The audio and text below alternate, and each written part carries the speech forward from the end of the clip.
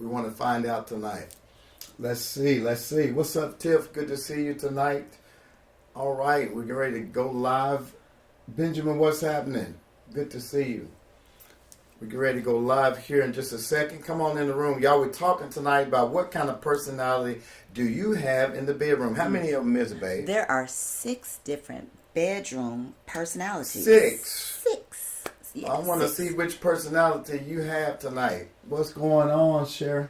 Who's that, Sherry? Good to see you. Let's see. Hopefully we're going live on Instagram too. TikTok, good to see y'all tonight. Listen, do us a favor. We want to talk to the married couples tonight about what kind of personality you have in the bedroom. Mm-hmm. And so tag your married friends, seriously dating friends. I don't know if they need to be doing it right now, but, but we're going to talk about it. What's going on, Miss Janice? What's up, Korea? Good to see y'all. All right, y'all ready to talk tonight? Last time y'all was kind of shy. We're gonna see if y'all gonna talk to us tonight. Let's see. Trying to see if we're going live on this platform, Instagram. We're gonna see. Maybe you can find it on there and see if they're live. All right, so tonight we talked about 6 different personalities. Mm-hmm. Hopefully you saw us on YouTube. If you have not gone to subscribe to our YouTube channel, it's Naked and Unashamed SLS. Mm-hmm. And the whole premise behind Naked and Unashamed is that we believe that in Genesis 2:25 it says that God created Adam and Eve and they were what? Both naked and without shame. Naked and without shame. And I think that's the way God intended is for us to be able to be intimate, to enjoy pleasure in our marriage. Right. Marriage should not have to be boring. We want to show you how to put some fire up in your bedroom as married folks. And we wrote a book back in 2007 called Naked and Unashamed, The Journey towards Sexual Fulfillment in Christian Marriage. And so tonight we're specifically honing in on the 6 different personality types. And the 6 different personality types in intimacy, babe. What's the first one? The very first one is the connector. What's that one about? This one is about where a couples or individual just has sex to connect. We gotta say intimate because if you say the S word, they might stop us. What, intimacy? Yes. They connect. Because they want to have that emotional bond. They just want to feel that connection with their spouse. So they just want to connect. That's the first one, the connector. All right, and the next one, y'all, is the explorer. Not Dora the Explorer, but people who want to find out how to do new things in the bedroom. Who wants to do the same thing every time? Come on, just do your business. Oh, no. The explorer wants to find out different ways. And watch this. The explorer wants to find out what pleases him or her. How important, baby, is it for people to find out what they like in the bedroom when they're married? It's very important because if you don't know what you like intimacy wise, then how are you going to be able to share that with your spouse? So it's best to kind of know what it is you like, what you don't like, so that you can communicate that with your spouse. What's the third one? The third one is the validation seeker. Now, this particular person, they seek validation in the bedroom, and they want to know is if I'm a good lover, am I doing it right? Am I good enough? Am I pleasing you? Yeah. So that's what that validation seeker is. And we talked tonight. We talked about how does a woman get validation during the love act? How does she know whether or not she is good for her partner? Well, I think it's that verbal, that sparring that goes back and forth while you're intimate. You said sparring? Well, they're fighting? They're not fighting. Oh. Well, they're moving together. but it's about them being able to communicate verbally and non-verbally. I think that's where the woman would get her cues from. And then there is the performer. The performer. This person is motivated to have intimacy purely to please their partner. And they want to make sure that they do a good job. They want to go in there and make sure they make their partner happy. It's all about performance. And then there is the hedonist. Now, I know that word sounds kind of like a negative connotation, but in this aspect, it's a person who wants to they want to be intimate just to feel good. to feel the pleasure. Just to feel the pleasure, and they want to make sure that they're having a great How time. many of y'all want to feel the pleasure? Yes. I mean, there's nothing wrong with that. God wants us to feel pleasure. And I think that's a misnomer that we have to overcome, especially as Christian folk.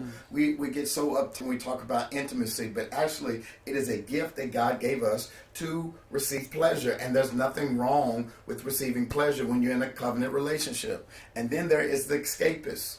Now, I think this is one of my personalities. Okay. The escapist, many times, baby, is intimate because he or she is stressed out and they want to get away from the stress and they want to feel pleasure. You know, when you are intimate, it does take you somewhere else sometimes. The dopamine that's released, the oxytocin from bonding, there's this rush of pleasure chemicals that invade your body when you're intimate with your spouse, and sometimes you just want to get away. Did we hit all of them? I think so. The yes. connector, the explorer, validator, the performer, the hedonist, the escapist. So that's it, y'all. Those are the 6 personalities. So talk to us real quick. We did a drive-by of all those 6 personality types because we're hoping that you already caught the details from our podcast at 7 o'clock that came on YouTube. So tonight, what questions do you have around the different bedroom personalities? Is there one that we might have left off? Let me see. Is there one that we might have left off? What questions do you have? And now, we didn't leave any out based upon this article that we read from sexologists about these different personality types. But could there be one that they forgot? Is there another reason why people are not intimate? Or is there another reason why people are intimate that we might have left off tonight? Why do married folk come together and have relations? I got to use all these code words because I don't want to violate community standards. Why do married couples typically seek out intimacy in the bedroom? Well, I know one of them is procreation. Procreation. You know, the Bible talks about us getting together to have children. So that is one of the reasons why married couples get together to have relations. What about the decompressor? Decompressor. Okay, talk to me about it. What about the decompressor? Decompress. You know, at the end of a busy day when you've been working and you're tired and you're stressed out, I think decompressor might fit a little bit into the escapist. You want to come and just get away from everything else that happened out there. I could see that. Decompression could be a reason why people come into the bedroom together. Hey, what's going on, Melody? What's up, Evelyn? How can I get my spouse to experience exploring more ways? Yeah, so that is the explorer. You're a door explorer. You can suggest stuff, right? Absolutely. How would you go about if you wanted me to try something new? How would you approach me as my? Well, because we will be married 31 years, then I would just ask you. I was like, say, hey, baby, I was thinking about this. Let's try what's this? Let's try this new position. Let's try this new room. Position. Okay, new room. But what we've taught also is the Imago dialogue on how to ask for what you want without being judged. So it's like you're asking your spouse for something, and it's like a no judgment zone. Let's practice that. Okay, We're going to show y'all how to do the Imago dialogue, right? We're going to show you how to ask for new ways. Here goes. Go ahead. All right, go ahead. Okay, well, babe, you know, we kind of got stuck in a rut, and I was thinking that I would really like for us to act like teenagers again and, you know, kind of have some intimate moments in the car, in the back seat.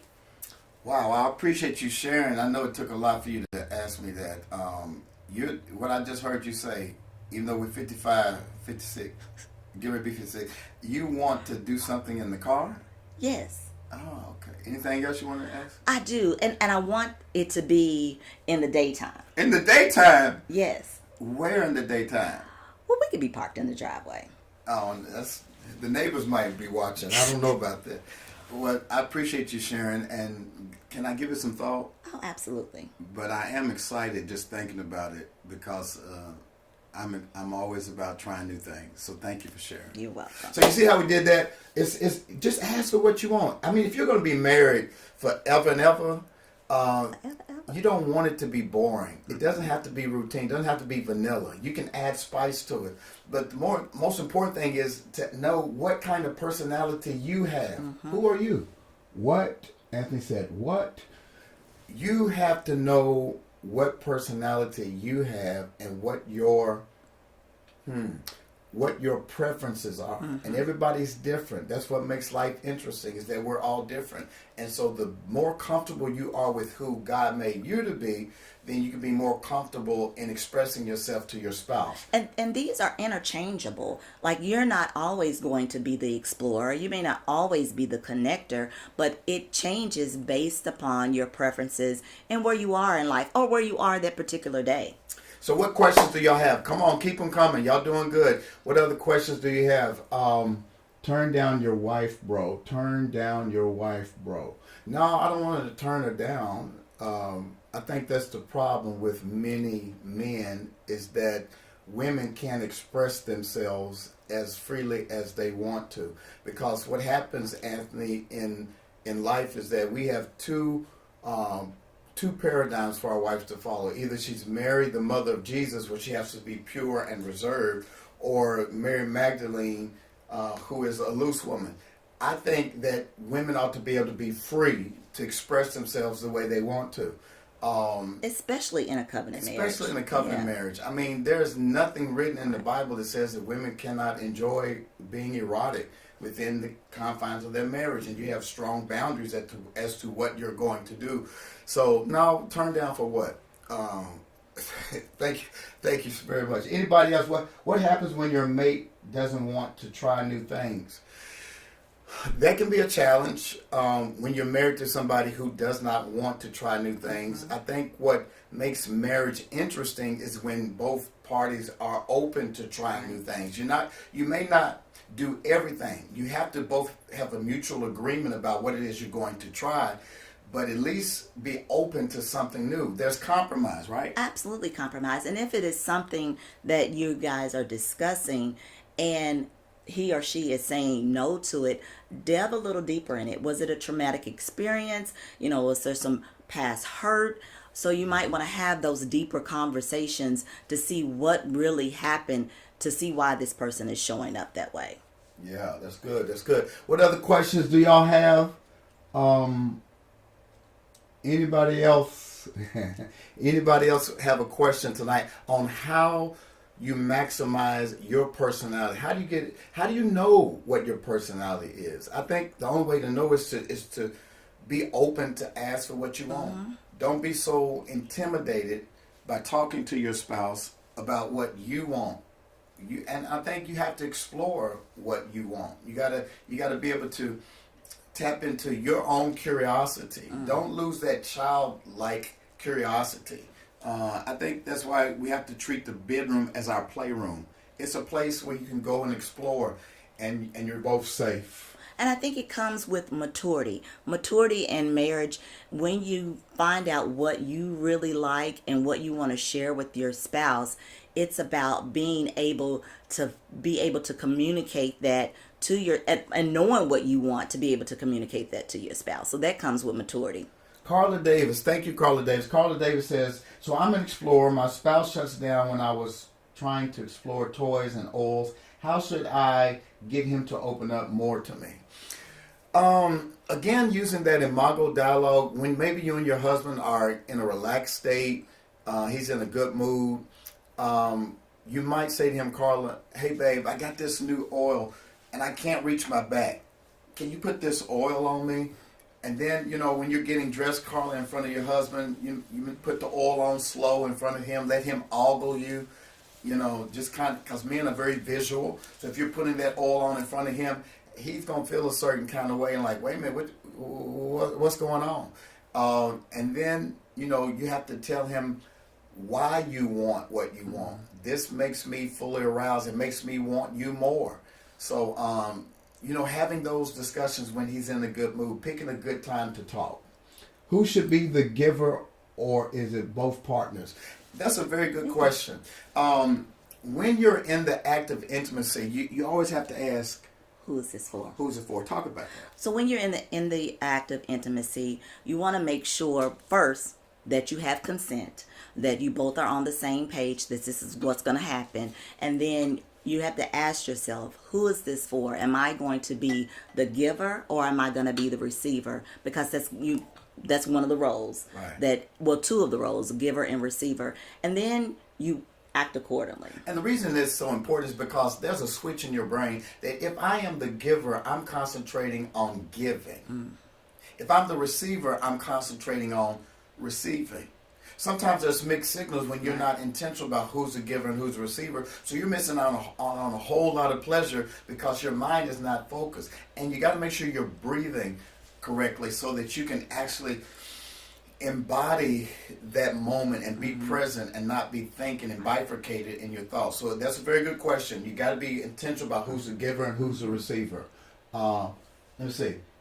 How do you prevent boredom in the bedroom as you get older? Well, we're talking about it tonight. You know, we got all these 6 different personalities, 6 different ways to approach the bedroom, right?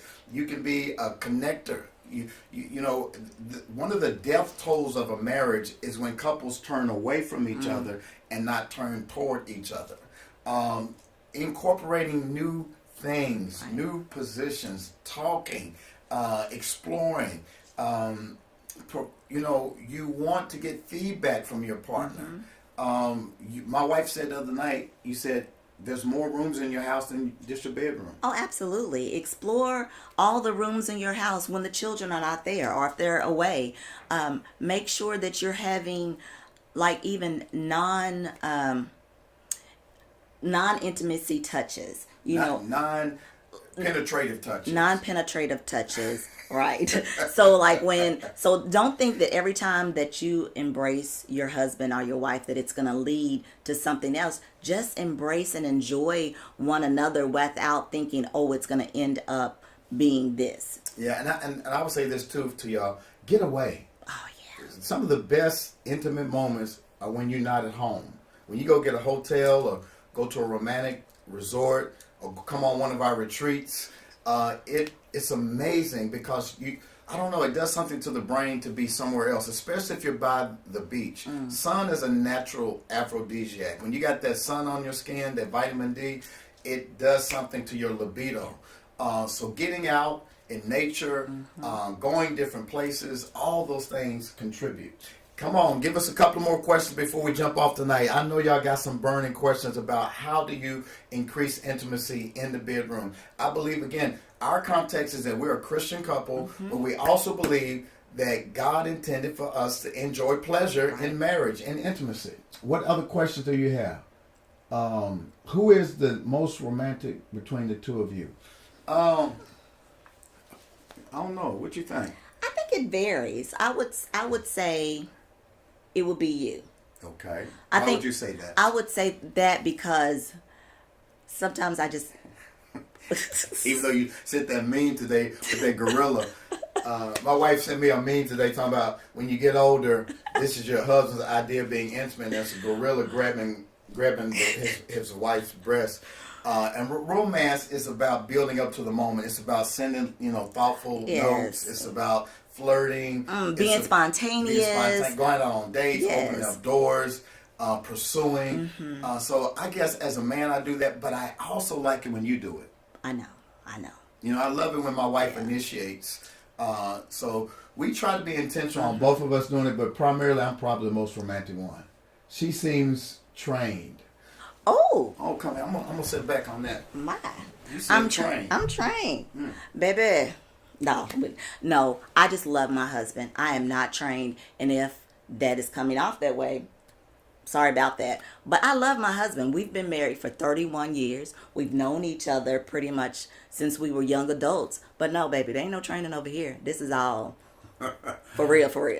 So this whole intimacy thing, why is this important for you? It's important because intimacy, whether it's being intentional or it's in the bedroom, or because intimacy doesn't always have to be in the bedroom. So it's important because it's almost like breath is to our lungs. It's what makes the marriage continue to go around. You know, it's what feeds both of us. We can't, it's almost like skin to skin. When you have a baby and you have that skin to skin contact, you're bringing life to one another. So it's not on just one person to be intimate. It's for both to be intimate. Yeah, thank you so much. Train, that's funny. What do you do to have sex more often than not? What do you do to have it more? You know, in relationships, one person wants it more and one person wants it less. I think it's a constant negotiation. It is. It's a rhythm. It's a dance. An average couple is intimate maybe 3 times a week. But it's all about communication. It's about being consistent on date nights. And sometimes when you're busy, you might even have to schedule those intimate moments. And it might sound boring, but the older you get, the busier you get, that intentionality is so important. The other that I'm enjoying different types of intimacies. The older that I'm getting, I'm enjoying different types of intimacy. And like my wife said, my untrained wife, is that there are different types of intimacy. There are massages. There's holding hand. My wife loves me to rub her feet. What's some other ways to be intimate? It's just been sitting on the couch, watching a show together, going to the movies, cooking together. There's so many levels to intimacy outside of just being penetration. You know, there's so many different levels. And what's it? And the question is from Ron, not Darth Vader. What do you do there? What was Ron? So I hope I answered your question, Ron. You have to figure out what your spouse likes, what turns them on, and to incorporate what they like into your intimacy moments. You have to figure out ways to tap into what yours, and that's why it's important to know these different personalities, because once you know what personality, what love language your spouse has, then it's easier to meet them at their point of need. All right? Anybody else? Boy, y'all be getting aggressive on TikTok, don't you? That's all right. Come oh on my with goodness, it. I love it. Come on in Come here. on. Any other questions? I'm going to take 2 more questions before we log off for tonight. This is good. And listen, we want you to go subscribe to our YouTube channel. It's Naked and Unashamed SLS. It's on YouTube. And this is for grown folk. These are for open-minded people. And we love engaging with people. I think it's a way to engage without being disrespectful and judgmental, right? We're all curious. Those of us who are married, we want to stay married. We want to enjoy being married. And that's what this journey is all about. My wife don't know how to cook. What can I do? I think we got to identify our strengths in the relationship. You know, every woman does not cook. And the roles are fluid.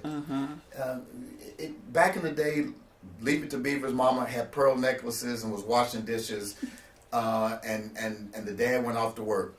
Our roles are fluid, so maybe you could cook some, bro, or you could maybe ask her, baby, would you like for me to pay for you to get some cooking classes? Or it's even as simple as, I mean, now you don't have to have a cookbook in hand. You could go to YouTube.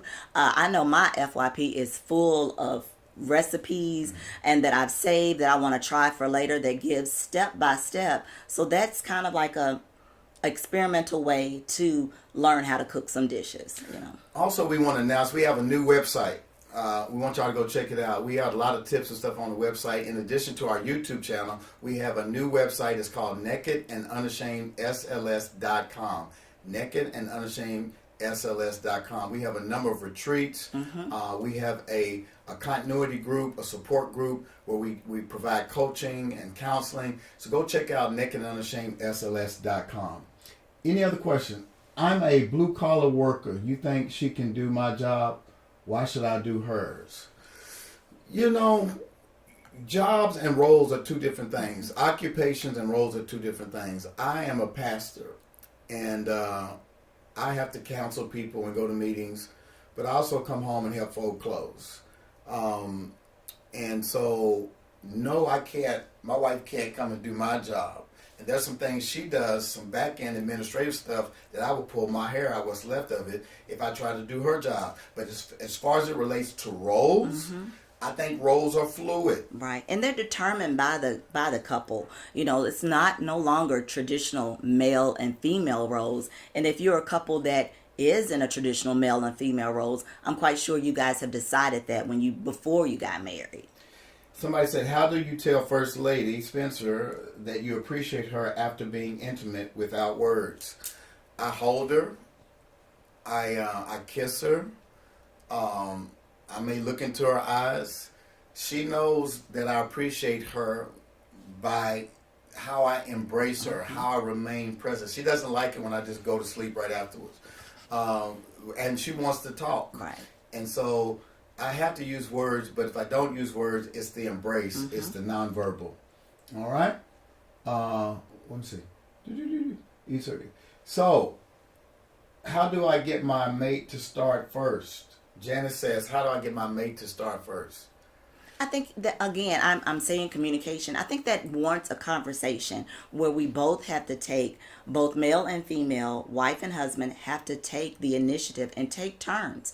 It may be something as simple as, okay, if you are intimate 3 times a week, then this week you're going to initiate twice, one person initiate once, and kind of rotate that, so that it doesn't seem like it's one person all the time. Yeah, Ms. Jerry, this might be a simple conversation as, baby, I want to feel like you're still attracted to me. I want you to pursue me. You know, when we first started dating, you pursued me, and I want to know that I'm still attractive to you. And as a husband, if a husband who cares about you hears that, I think he's going to make an effort to try to initiate it more. And so it might just be a conversation, and it also may be, make sure you're fixing yourself up. Make sure you're making yourself attractive. Come and stand in front of him while he's watching the football game with barely anything on. He'll pursue you. Or it could be, there could be something medically going on, so that it'd be a trip to the doctor to find out what's going on. Yeah. All right, this is Roz. What do you do when your husband used to be the one to come on to you but has stopped? Makes me feel not as sexy. Yeah. Like my wife just said, I went through a season, y'all, where my testosterone levels plummeted. I went from like 800 to 200, and my libido was gone. And my wife began to feel like, what's going on? Why don't you pursue me? And I told her what was going on. I went to the doctor. And so I got some testosterone supplements, and sure enough, that helped out. But that conversation was so necessary. Absolutely. And because I didn't want her to take it personal, that my testosterone was low. So that could be a part of it. Biologically, our bodies begin to change as we age. So I think it's important for men and women to go to their primary doctors, your urologists, your gynecologists, and tell them what's going on. There are things to enhance your libido. And then just those conversations like, hey, what's up? You know, the pattern is off. We haven't been intimate in a while. Do you still love me? Do you still find me attractive? Is there anything I can do to make myself more attractive? And that gives them the opportunity to say, no, it's not that, it's this. So again, it's just about, it's not assuming anything. Don't assume anything. Have those conversations, right? Well, listen, guys. Let's see. The Bible says, "He who finds a wife finds a good thing." Apparently, I found the only one that can't cook. Oh, wow. I don't think all women cook.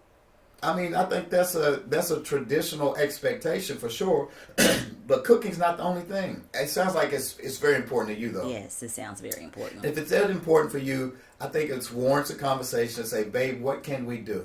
I'm a hard blue collar worker. I'd love to have some food when I come home. Maybe it's a budget thing. Maybe we budget in, prepared meals that are prepared somewhere else. Or maybe there's some cooking classes. But I think it's a loving conversation, bro, to say, Definitely. baby, I feel love when I come home and there's a good hot cooked meal. That's important to me. I don't think it's wrong for you to want a meal, but it's all in how you ask for it. And if your wife loves you, I think she'll hear it if you speak truth and love and ask for that in a loving way. And also, when she does try, be gracious with her. Yeah. If it's not met with your expectations, because the only way she's going to get better is to continue to try. Yeah. So listen, guys, thank y'all. This was fun. I had fun tonight. I did too. Y'all were asking some great questions, and thank you for being respectful. We had to mute a couple of people who were trying to be a little too aggressive, but it's all good. I hope that the majority of you out there enjoyed our time together tonight. That man is hungry. Somebody said that man is hungry. Bless his heart. It's all right, bro. We're gonna be praying that God will give your wife the ability to cook for you. You work hard. You deserve it. Appreciate y'all being on tonight. Listen, do us a favor. If you haven't done so right now, go to YouTube and subscribe to who? Naked and Unashamed SLS. Naked and Unashamed SLS. Let's see if we can get to 500 tonight. Go and subscribe. And then check out our new website, nakedandunashamedSLS.com. And we've got a marriage retreat coming up next year, June the 5th through the 8th, in Los Cabos at Paradiso. It's an all-inclusive resort. We're going to be teaching you how to be intimate. Our retreats are off the chain. We had 60 couples last, was it 2 years ago? Last year was international. This year was domestic. Last year was in Jamaica, and we had 60 couples. Yeah. Man, we were on yachts. We were out on the beach. We were dancing. We had great workshops. We were learning new techniques. It was amazing. We did vow renewals. Well, we're going to Los Cabos, God willing, next year, and we'd love to have you come and be a part of that. And then also we want to tell you we have a continuity program. I think there's two things couples need to have a successful marriage. You need a coach and you need community. And we have a community called the Eden Circles. Many of them are on tonight. And we hang out once a quarter. We do master classes. We do counseling. We give discounts on our retreats. And it's amazing. And we would love for you to be a part. So if you want to be a part of our Eden Circle, our inner circle, go to theedencircle.com. The Eden Circle, EDEN, theedencircle.com, and check out how you can become a part of our inner circle. Anything else you want to say, baby? I don't want people to think you trained and I got you hang. Blink if you're okay. Okay, all right. Anything else you want to say? No, again, we just thank you guys for joining us tonight, and stay tuned for our additional podcast and After Dark with the Spencers. All right. Listen, tomorrow night, for those of you who follow me on TikTok and other platforms, I'll be back tomorrow night for Real Talk with Dr. Stacy Spencer, and I'm talking about how we grow up in the spirit. So check that out. But I thank you, baby, for being on with me. And so check us out. We want to rock with you. We want to give you some more information on how you can keep it hot in the bedroom and receive all the pleasure that God intended for you and your spouse. We love you guys. Go get you something to eat. All right? We love you. We'll holler at you later. Be good. In the stream. Yeah. Thank y'all for being on. See you soon. Take care. 940 people. Woo! That's good. 9 new followers. Good job. Thank you, son. Yeah. 940. How many we have on here? How you see? Go back over here. Let's see.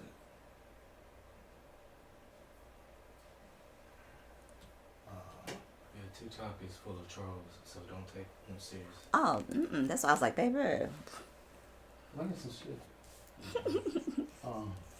I can't get out of here, Jordan. How'd you get this? You expanded this screen. Come out of this screen. Just close it. Yeah. It's probably up the top.